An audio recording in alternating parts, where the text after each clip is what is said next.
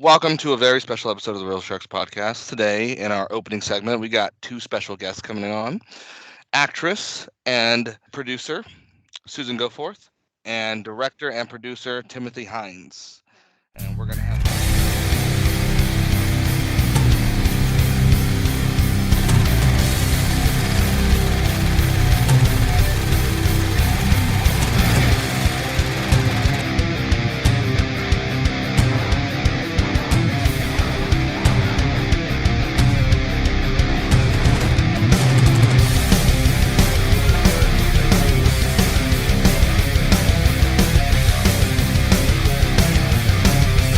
We are. Hey, how's it going, guys? How are you?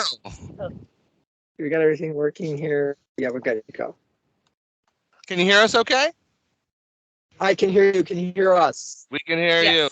Yep. Welcome to the Real Sharks podcast. Thank you so much for joining us. Thanks for the invitation. This is wonderful. I'm Rob with the rest of the Real Sharks crew. We did a brief introduction before you guys came on, so again, thank you for having us. So we wanted to go ahead and get started with the show. Let's go ahead and talk about the meat and the bones of what's going on. First of all, what's your guys' favorite films? That was such a hard question because there are so many, and I have to go with Moana. I do. I thought you were going to pick Elvis. Well, Elvis is one of my favorites from this past year, but overall, right now, Really good. I'm vibing Moana. she dragged me into watching Elvis, and I biopic. I just didn't want to watch a biopic, and it turned out to be really a good film, except for country Tom Hanks was. I couldn't possibly tell you what his accent was, but it was Right. it was much more spectacular than I was expecting, and why for me it was Elvis right now currently because it really told the truth of the movie industry, the entertainment industry, a lot of how we see stars shining bright, we see the celebrities in real time, and then you always read 20 years later this is what really happened to them. You always see that, and it's amazing because I'm friends with Elvis Presley's niece, Graceland, and in fact, I spoke with her a few days before Lisa Marie passed away. Oh wow! And they were very pleased with how the movie told the truth of the struggles. They left out some stuff, and we've all seen the story redone. Kurt Russell did a version of Elvis, many years. But the director is, who did the film is absolutely a crazy man, who put that together with all of the montages. And I think he did Moulin Rouge. Moulin Rouge, yeah. Moulin Rouge. And it was interesting how life imitates art, because Austin Butler has been working nonstop for two decades, and here he's first on the scene as it's brand new. I'd also say this doesn't really quite qualify as a movie, but I just saw the pilot episode of a film, a TV series called Poker Face that was set in Las Vegas with Natasha Lyonne. Natasha Lyonne. Look, she's correcting me on everything. It's not Mulan. No, I thought that was wonderful. I thought it was really well scripted. And, you were thinking Mulan, that kid cartoon. Okay. All right. Well, too many kid cartoons. We have a 10-year-old. So. Yeah. Shazam is also another one of my favorite movies, because we were getting ready for the sequel. The first Shazam was very good. Yeah. Yeah. So maybe your kid will also like Poker Face. You should just see. You never know. We don't know with him. He's marches to the tune of his own drum. Yeah. We're kind of like, ASD family, just to put that out there. Our son is very brilliant and very autistic. And then we didn't really know it because Timothy and I are both on the spectrum. So we just thought it was normal to teach yourself to read before you could talk and things like that. We're like, oh, well, everything is their thing. So we were both diagnosed with autism while our son was being with a doctor he was seeing a doctor for his autism. And the doctor looked up at me and said, "Have you ever been tested?" And I went, "No, I'm mature. I'm decades into my life. What are you talking about?" And so I can't make eye contact. I have practiced. And but the funny thing is that, it works for me as a director but it turned out that I am on the spectrum. And I went back and called up everybody in my life and said, hey, guess what? I'm autistic. And went, like I had no idea that people sort of saw me that way already. And my some of the former people in my life were saying things like, well, that makes sense. So anyway, I don't know quite how. So apologies for all my social miscomings. Oh no, it's okay. We like to have fun. No. So let's go ahead and talk about your upcoming film, Wilde Girls. It is in production next month, correct? So tell me a little bit about that movie. Yes, we're starting to shoot in April. It's a film that I had in development many years ago as a drama, and it didn't quite work. It was very dark. There were some dark concepts in it, and it was after I shot Tomorrow's Today out in New York City with a cast of 2/3 were comedians, stand-up comics, and I discovered that something that I'd really sort of already known about me, but I never really applied to film, was that I can be funny. He's really funny. And I can do comedy. And so I reapproached this material it just sort of came to me. I woke up in the middle of the night and I said, it needs to be a comedy. And we need to take this lighter. And the concept is that I started in 1932. And it's I picked, and it came out of actually watching the internet and watching a Karen melting down in I don't know if that's a correct term anymore, but a Karen melting down in a supermarket about a sense of entitlement of something, how someone cut in line in front of her and how important she was. Interesting. And her having no clue that, no, the whole world doesn't revolve around you, kind of a moment. And I said, I have a script like this. And so here's the basic concept, is that these are two of the wealthiest heiresses on earth. And it's 1932, and their father commits suicide when the stock market collapses. And their evil aunts cheat them out of their inheritance and send them off to the country because they're the embarrassment, because they don't have any money now. And they're sent off to the country, theoretically, to live in a house for a while until the current 1932 trade papers, the media, the social pages sort of forget them. Because they weren't nice girls. And they and actually what the aunts are doing is sending them out to meet a hitman that's going to kill them. And that's that. But the comedy is based this way. That Tinsley, the main character, and Maddie are these two sisters, and Maddie is sort of a form character, and Tinsley is the, how would I say, legally blonde. She has no sense of the world and how the world relates to her. She just thinks everything could come to her. These are two girls that have never been to the kitchen in their own house. They've never carried a bag. So never made a meal. So Maddie and Tinsley are so inept at survival. I mean, they're experts at the social world, but they know nothing about survival. Right. And I have a lot of New Yorker friends that probably wouldn't hold up just as well, being sent out to the forest somewhere. So it's 1932. It's Washington State. It's not electrified yet. And the hitman that meets them, that's supposedly going to take them to their house, they're so inept and they're so clumsy that they ask her and they kill him, and they wind up lost in the forest. So it's sort of how would I, putting these kind of things together, it's sort of like, imagine Bear Girls, Man versus Wild, but two people who have never served themselves a meal and virtually never dressed themselves. Interesting. So I like that. Yeah, so that was the start premise. And then what I did with it was I have them meet up with people from the countryside during the Great Depression, piece by piece by piece, how people that they meet up with, their absolute survival depends on interacting with these people in a humanistic way.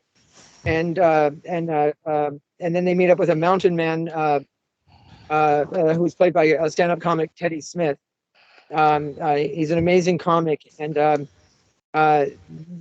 if they don't basically give over their will to him, and if they don't interact with him, they're going to perish.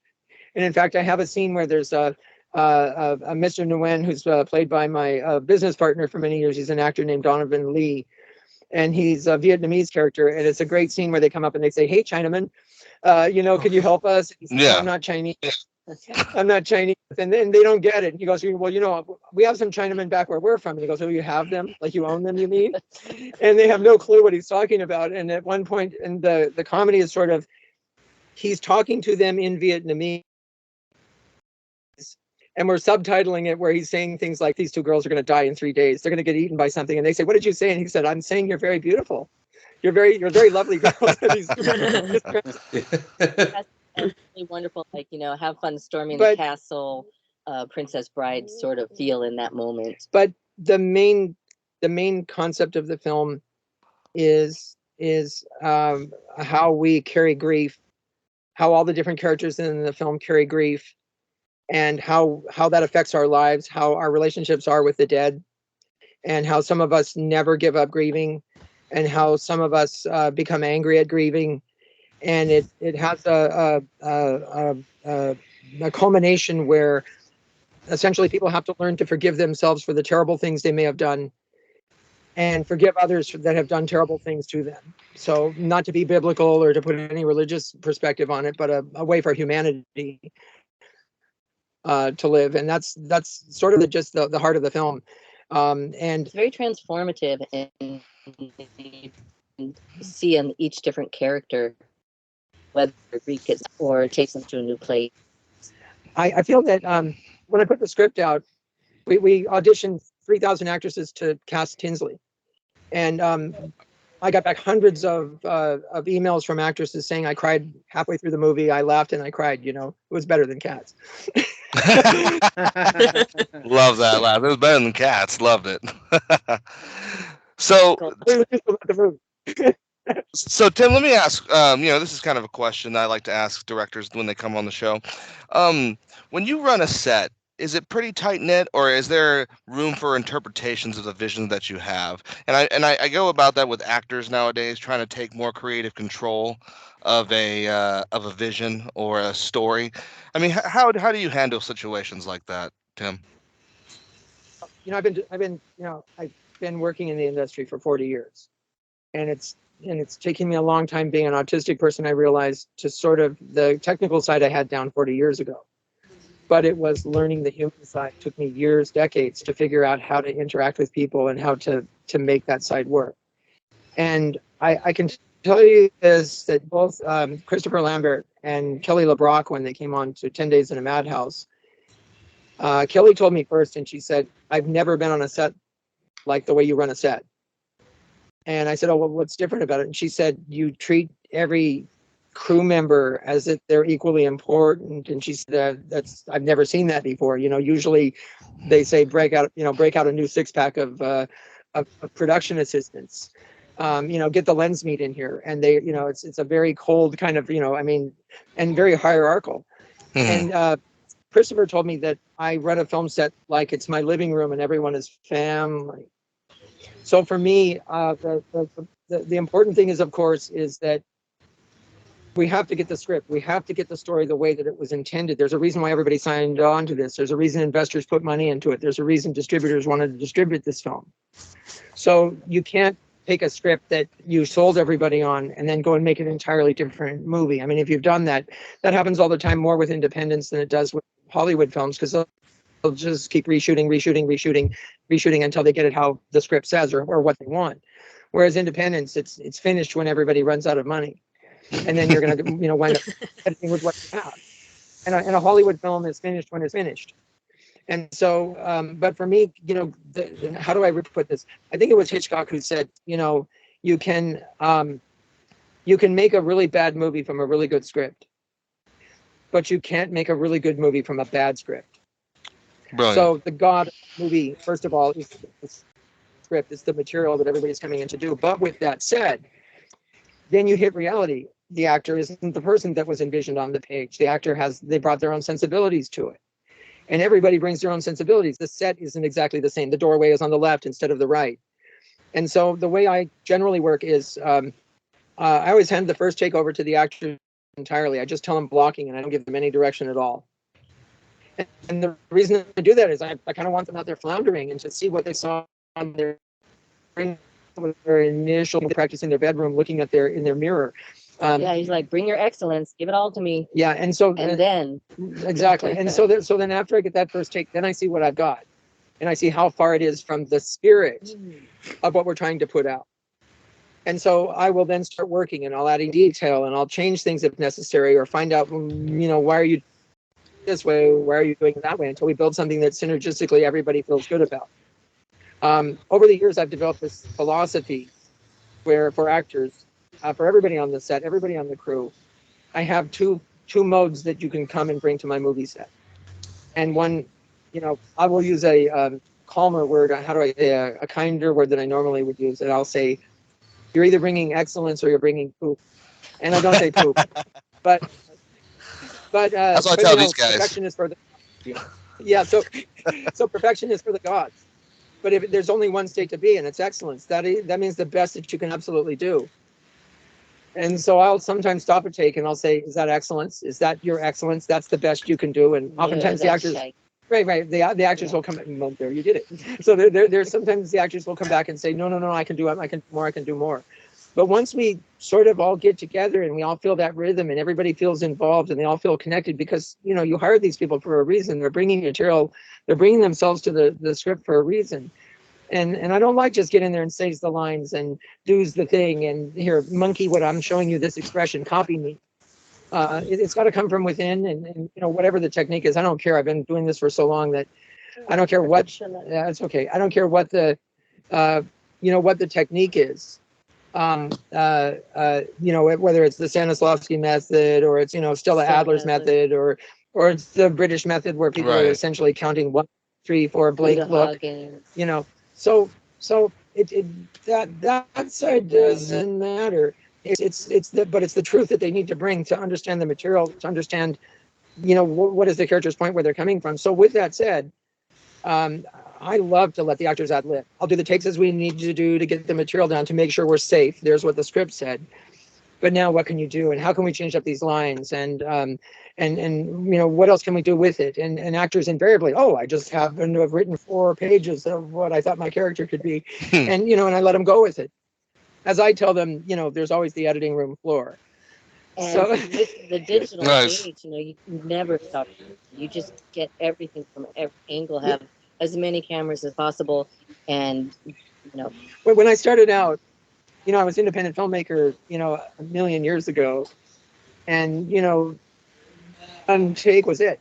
We were low budget independent, and I was still by my first film, Sunrise in Alphabet City, which nobody has seen because, fortunately, early in my career, I met this pair of pretending to the movie business, and they happened to be named. One of them was named Harvey Weinstein, and I unfortunately helped them mount their first film. And I saw what these people were. I saw what he and his brother were. I saw this terribleness.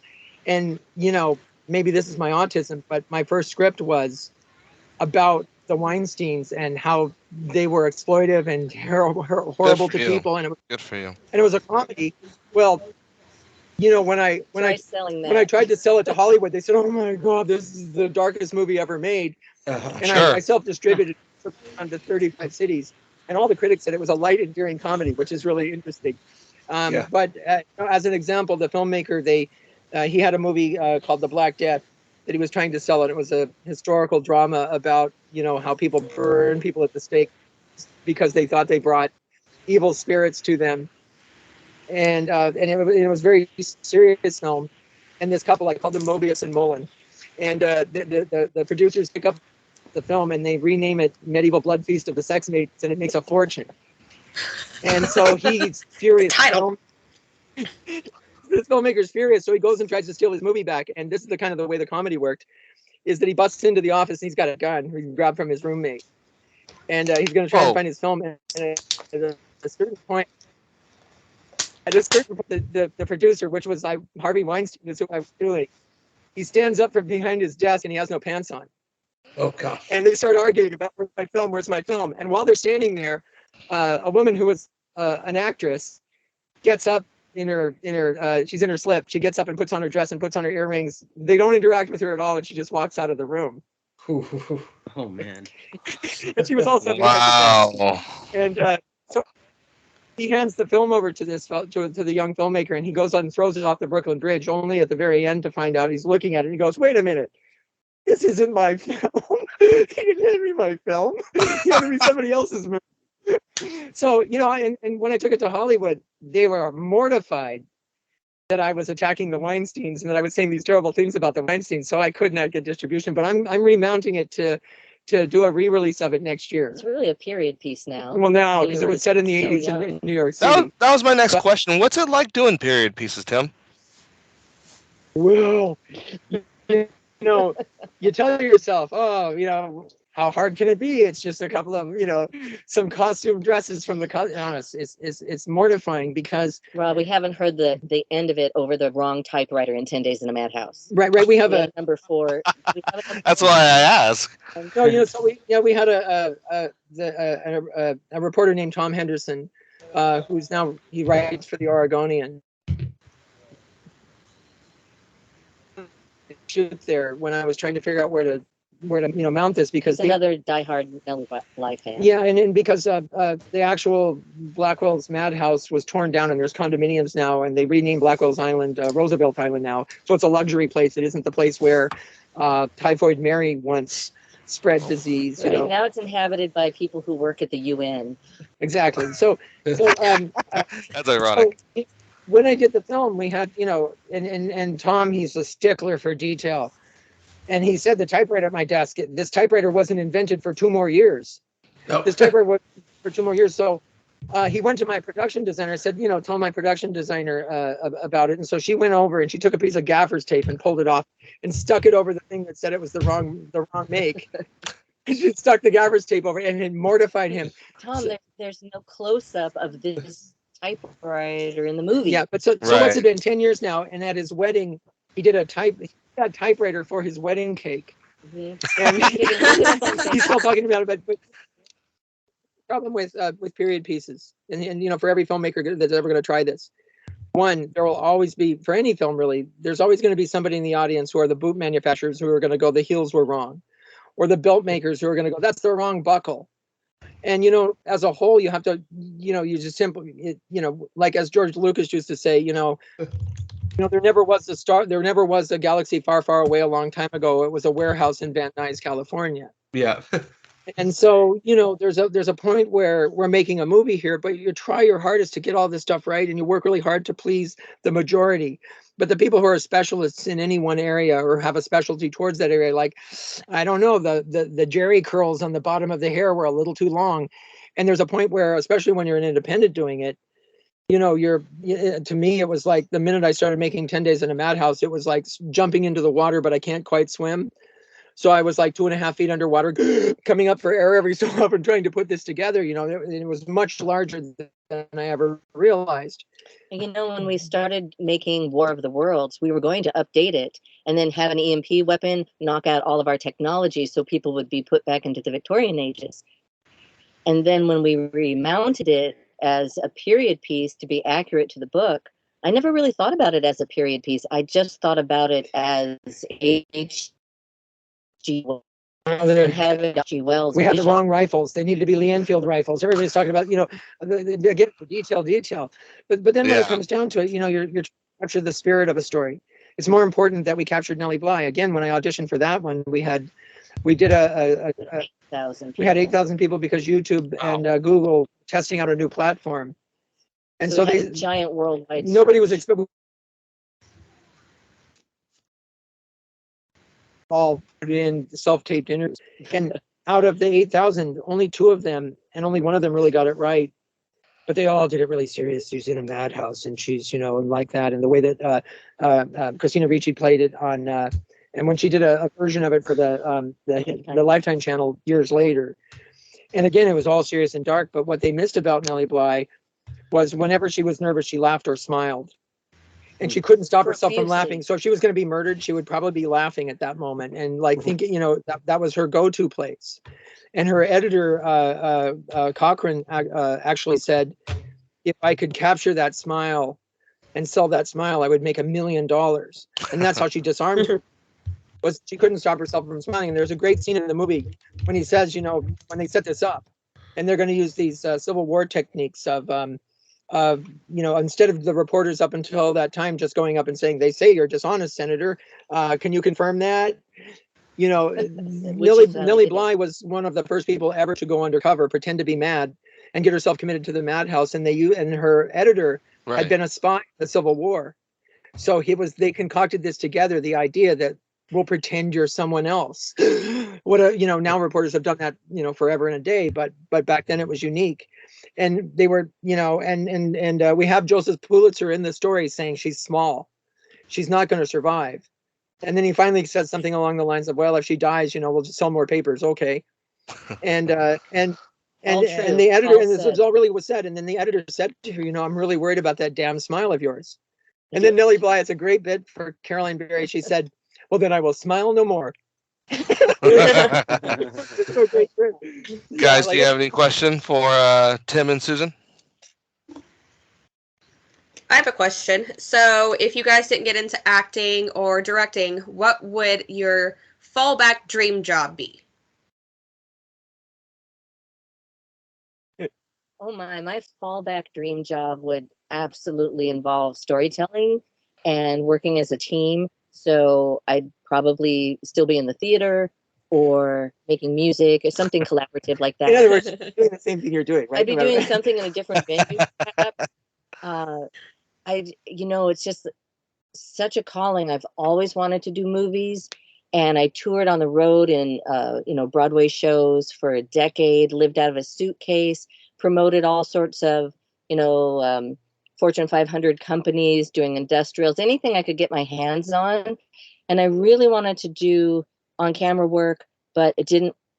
I just had an older voice and I looked so young. I didn't really mesh. She was the voice of AT&T for a while. She was the voice. Oh, wow. Okay.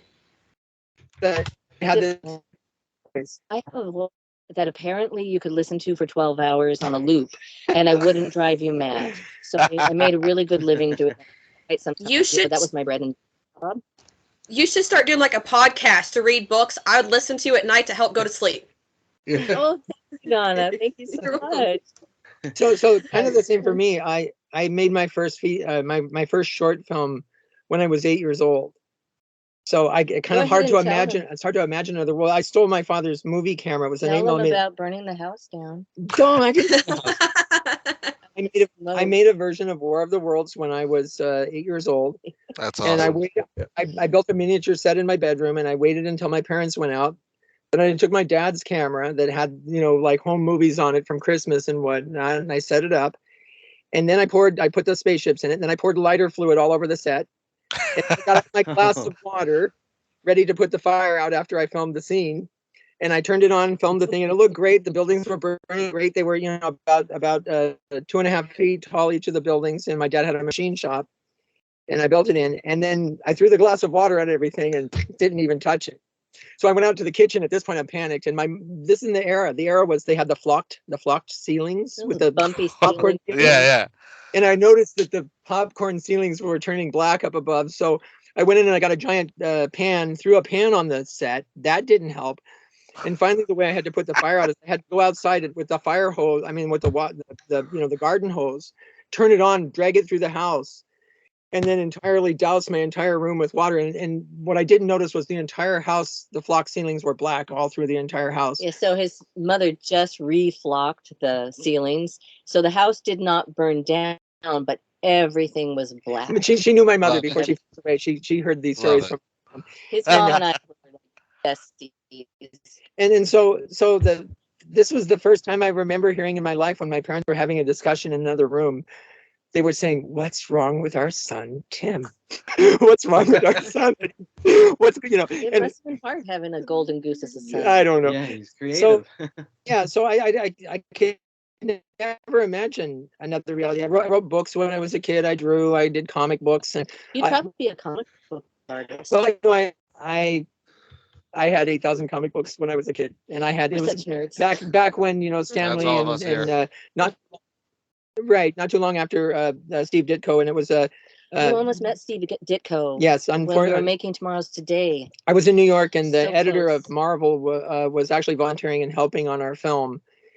And I said, my Christmas wish list of life would be if I could meet Steve Ditko, who first drew Spider-Man. Yeah. And he's set it up for you. I mean, he's eccentric and he's weird. You're not, it's not going to be what you expect. And I said, I know all about him. And so we set up to meet, and we were going to meet on that Thursday, and he passed away on Monday. It's 4 days before I was going to meet him, so it wasn't meant to be. And I was just like, but I had that, that close, but that that's how that goes. So probably something collaborative. I can't even. Well, you know what it would be? Possibly firefighter. I have to say there you go. I can't get in the suit fast enough. I could say this though, that crazily for a short period of time, I believed it was going to be a priest. So I would say that my life did become a calling of helping people, doing stories that help people to have a better life, to have a better perspective. That's why I did 10 Days in a Madhouse.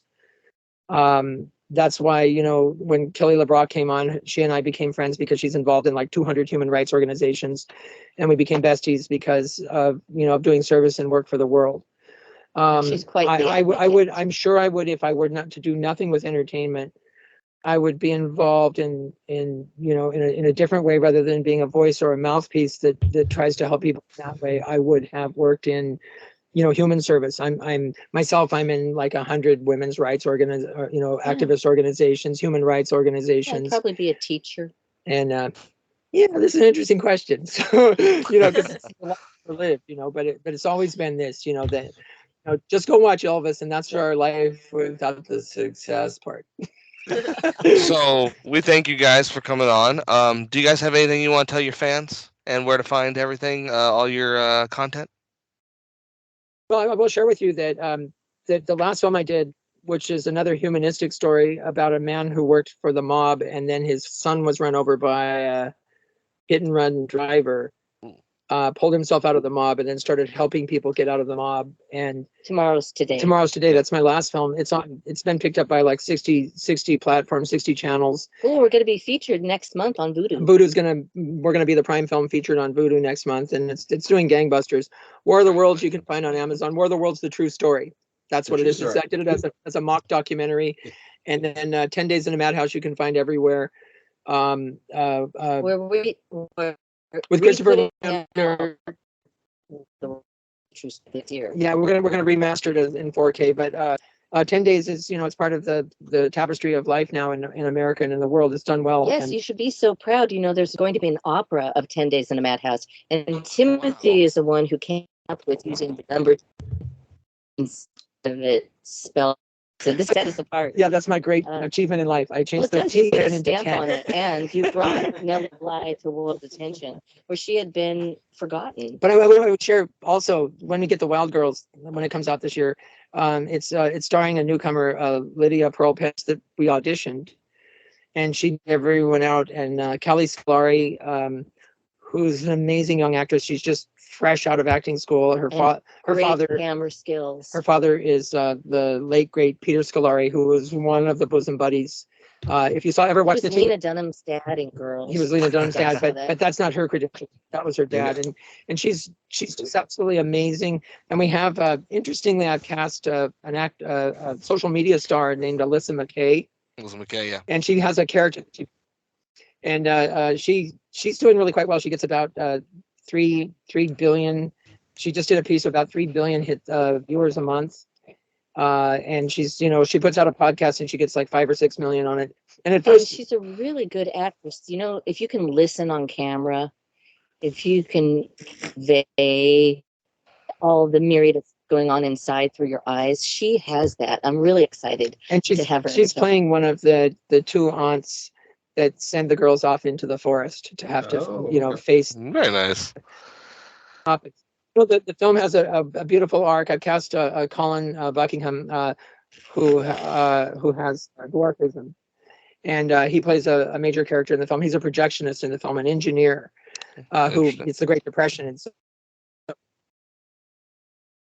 he lives in an attic that he runs, and has has dreams of designing airplanes, like that. And I've got a lot of like how I deal with sort of sexism, racism, and all those kinds of things. Like Tinsley says to him, that's the one of the Wilde Girls. She says,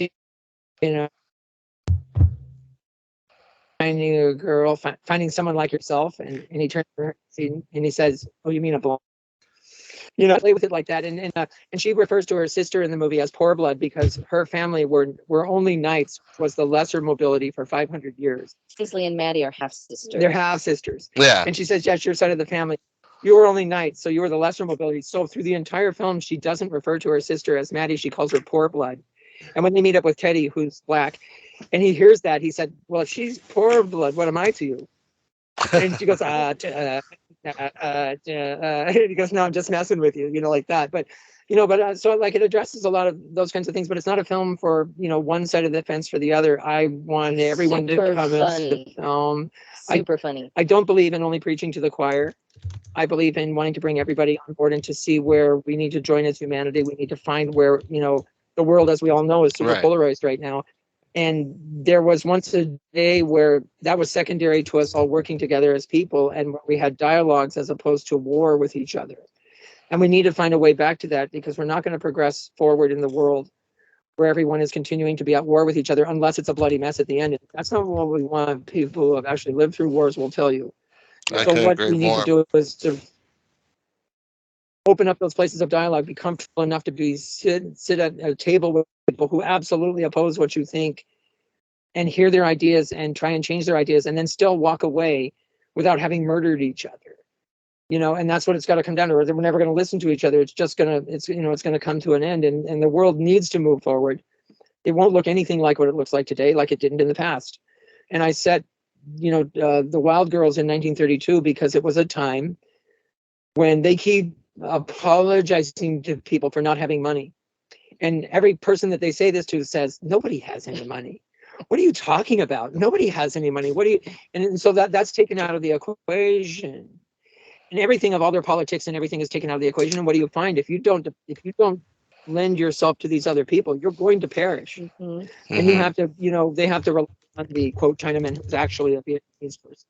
They have to work with the black man who, they've only had spoken to a black person except for in servitude, who served them, and they have to make these understandings and adapt, and one last thing I'll share with you about for me as a filmmaker as I go forward in the world. I got a film I'm shooting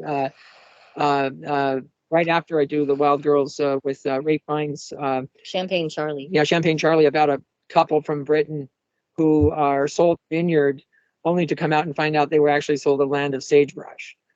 And they have it's a good comedy, and they're she's not cast yet, but they're talking of the sales agent in the film. So we'll see how that works. But I'm more interested in films where I love John Wick, where he does the fights and all of this, and the thing for me that I'm more interested in is I would much rather see in the end where the villain isn't thwarted and destroyed and then stands there on the edge of the bridge as they got the arrow through them and we see the light in their eyes as the Avengers kill them. I like it better where the villain wakes up and realizes what they've done and turns and becomes a good guy and joins the and joins the cause, so to speak. So I would say out of all of the Marvel movies, the Tobey Maguire movie with Spider-Man and Doc Ock, where Doc Ock realizes what he's done. And Doc Ock is the one who actually saves everybody. He made the mess, but he sacrifices his own life. And to me, yes, that's what I want. And in a sense, that's what I did in Tomorrow's Day. I don't want to give it away, but the gangster film, I have certain members of the gangster community wake up to what's going on and make a change. Mm-hmm. And that's what I'd rather inspire, because if I just do movies where the villain is killed, well, we already know how to do that. All you need is a gun.